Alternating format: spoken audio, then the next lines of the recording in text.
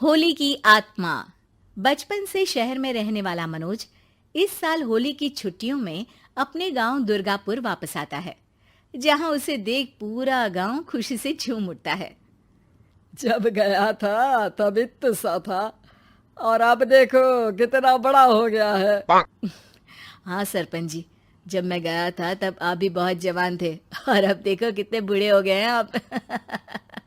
चलो चलो बढ़िया है। बच्चा घर वापस आ गया। इसी खुशी में आज रात पार्टी होगी। क्या बात है, गांव में भी पार्टियां होने लगी। वैसे अगर पार्टी की बात है तो आज क्यों सीधा होली पार्टी करते हैं।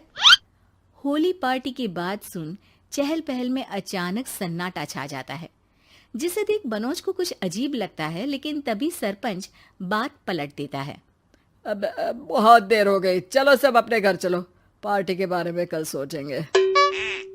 मनोज भी मम्मी पापा के साथ घर आ जाता है, पर होली पार्टी और उस पर पूरे गांव की खामोशी वाली बात अभी तक उसके जहन से निकलती नहीं। पापा, होली पार्टी की बात पर सब चुप क्यों हो गए थे? अरे होगी उनकी कोई अपनी बात। मुझे गांव की पंचायत ही थोड़ी पता है। थक गया हूँ, चलो सो जाते हैं, कल बात करते हैं। पापा की बात मानते हुए मनोज भी सोने चला जाता है। आज तो छुपा लिया, लेकिन हफ्ते बाद जब होली का दिन आएगा तब इसे कैसे रोकोगे? अगली सुबह सूरज के साथ ही मनोज भी गांव घूमने निकल जाता है, जिस पर रास्ते में उसे अपनी ही उम्र के कुछ लड़के भी मिलते हैं, जिनसे दोस्ती कर अब वो उनके साथ घूमने लगता है। इसी तरह कुछ दिन बीत जाते हैं और होली नजदीक आने लगती है। दोस्तों, होली में 4 दिन ही बचे हैं, पर गांव में उसकी कोई तैयारियां क्यों नहीं दिख रही? क्योंकि यहाँ होली नहीं मनाई जाती। अरे पर ऐसा क्यों? वो राजा भूषण। अरे तुम 4 दिन के लिए आए हो, क्या इतना सोच रहे हो?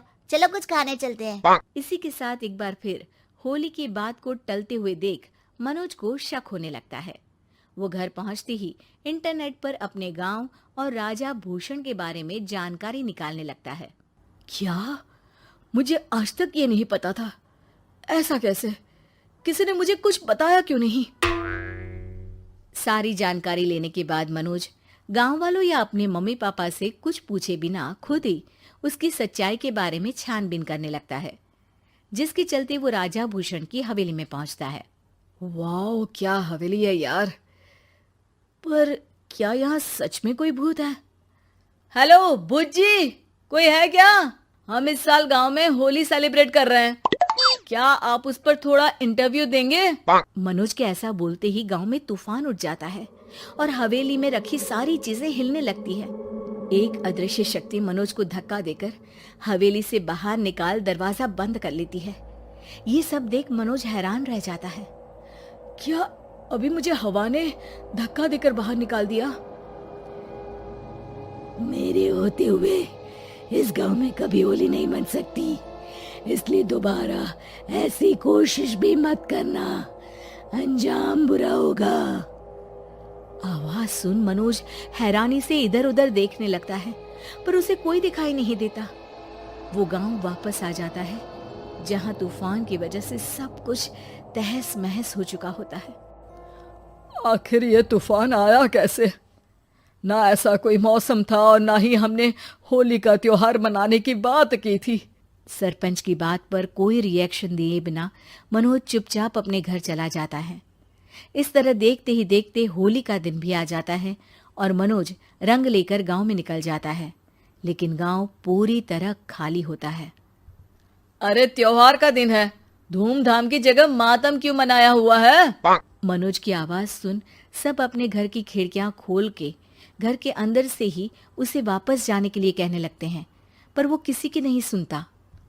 तुझे पहले भी समझाया था, अगर होली खेलने की कोशिश भी की तो अच्छा नहीं होगा।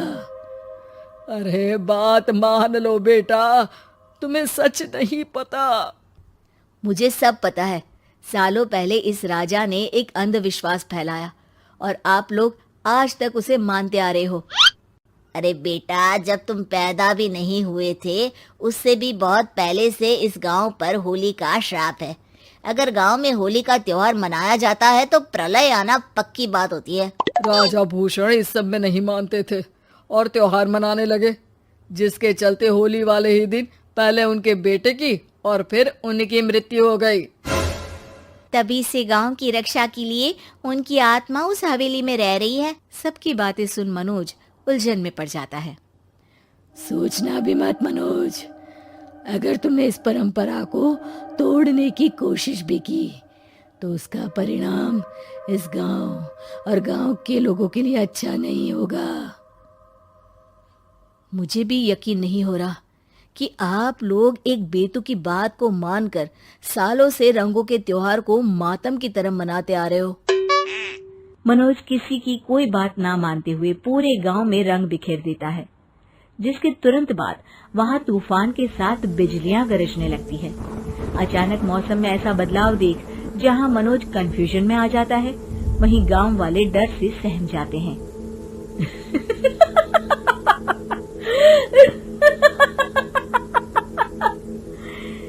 इस लड़के ने हमारे जैसे सिर्फ अपने स्वार्थ के लिए नहीं बल्कि पूरे गांव की खुशियों के लिए यहाँ होली मनाई है, जिस वजह से अब इस गांव पर होली का श्राप टूटता है।